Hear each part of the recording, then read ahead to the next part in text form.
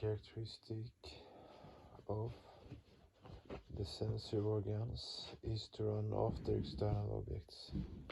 Whenever any inferential vibration or tanmatra emanates from an object, the sensory organs immediately receive that vibration at the gates of the sensory organs and transmit it to the sthira bhumi of the chitta, the perceptive plate, the site of the mind samskaras, reactive momenta of deeds. The point where the organs come directly in contact with the mind is the cardinal point of the organs, and it is this point which deserves the name of organ. The characteristic of the motor organs is to act, to establish contact between the organs and external objects. The motor organs carry the idea from the sthira bhumi of the chitta or ectoplasm with the help of the nerves and finally give it an action form.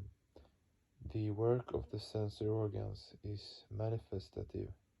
After informing the chitta of the existence of a particular object, either their sensory organs have no function at all, or their function comes under the jurisdiction of the motor organs. The exclusiveness of the initial perception becomes substantially impaired due to the influence of the intellect. The motor organs and the vibration of the thought waves, the delight of tasting is a lot greater than that of eating.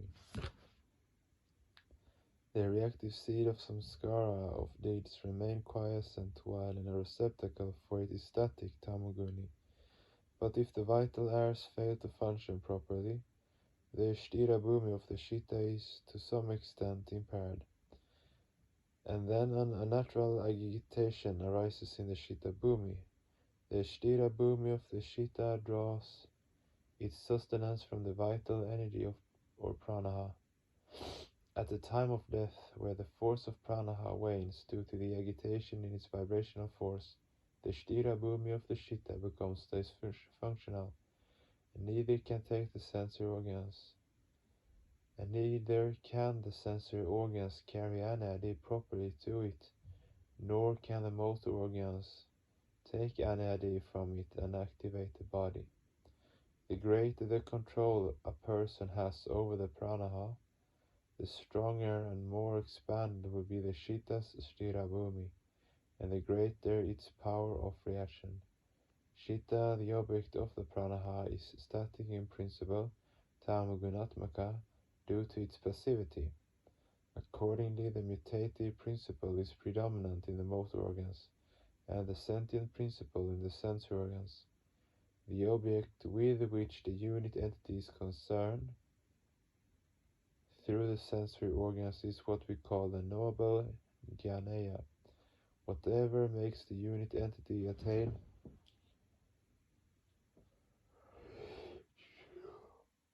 contact with the objects through the motor organs is called karya action, and the object of pranaha is called darya, or the sustainer, that which sustains. As these daryas are contracted by the pranaha, the collection of 10 vital airs, it is impossible for the pranaha to simultaneously hold or reflect on the chitta all the objects which are collectively apprehended by more than one sense or motor organ.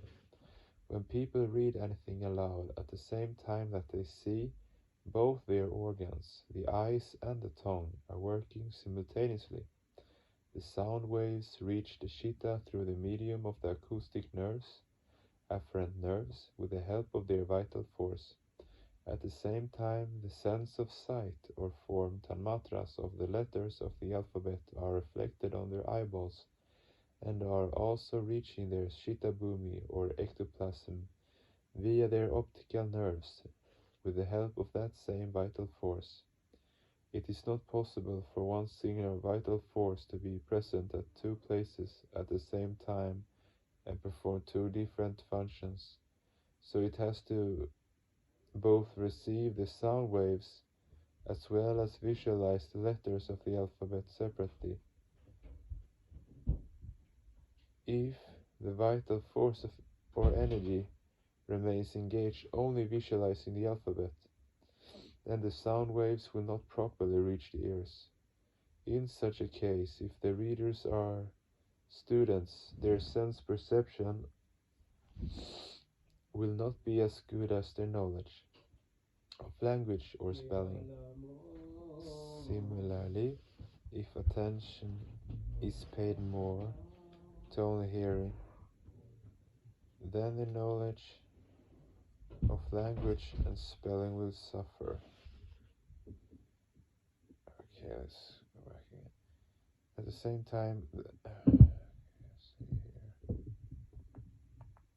if the vital force or energy remains engaged only visualizing the alphabet, then the sound waves will not properly reach the ears. In such a case, if the readers are students, their sense perception will not be as good as their knowledge of language or spelling.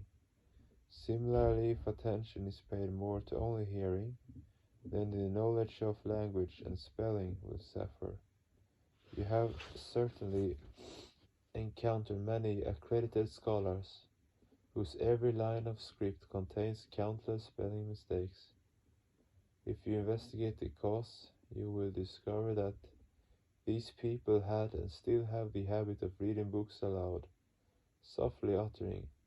Similarly, those who give more importance to their motor organs cannot utilize their sensory organs well.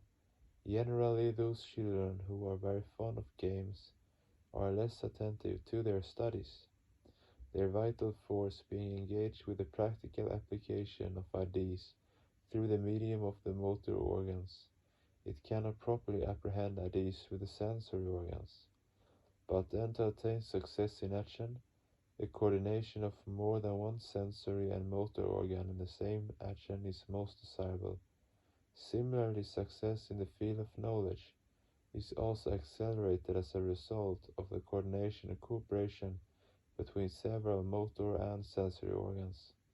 So it is preferable for a student to read books aloud instead of silently, because then two organs become involved with one object, and so there is less chance for the mind to become distracted.